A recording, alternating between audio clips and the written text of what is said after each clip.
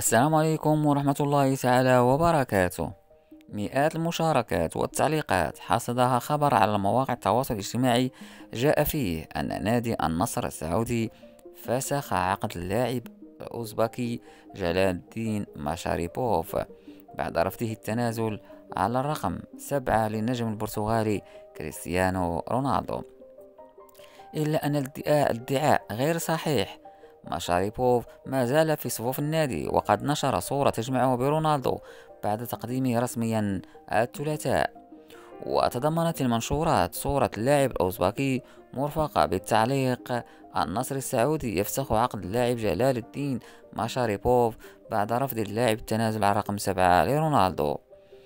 وبدأ التداول بهذه الأخبار حاصدة مئات المشاركات على فيسبوك وتويتر في 31 ديسمبر من عام 2022، أي بعد يوم من إعلان نادي النصر السعودي تعاقده مع رونالدو أفضل لاعب في العالم 5 مرات.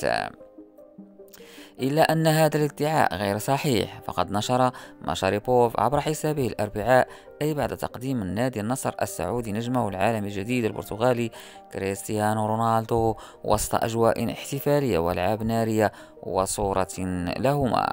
وأرفق ماشاريبوف الذي ارتدى سابقا رقم 7 في النصر الصورة التي يبدو فيها مبتسما ومعانقا رونالدو خلال التمرينات الرياضية وجريات الثلاثاء على هامش تقديم الأخير بالتعليق 7/77 في إشارة إلى رقمه الجديد في النادي ورقم رونالدو. كما نشر النادي عبر صفحته الرسمية على فيسبوك مجموعة من الصور لرونالدو يلقي التحية للاعبي النصر في غرفة الملابس، من بينهم ماشاريبوف الذي كان يرتدي الرقم 77.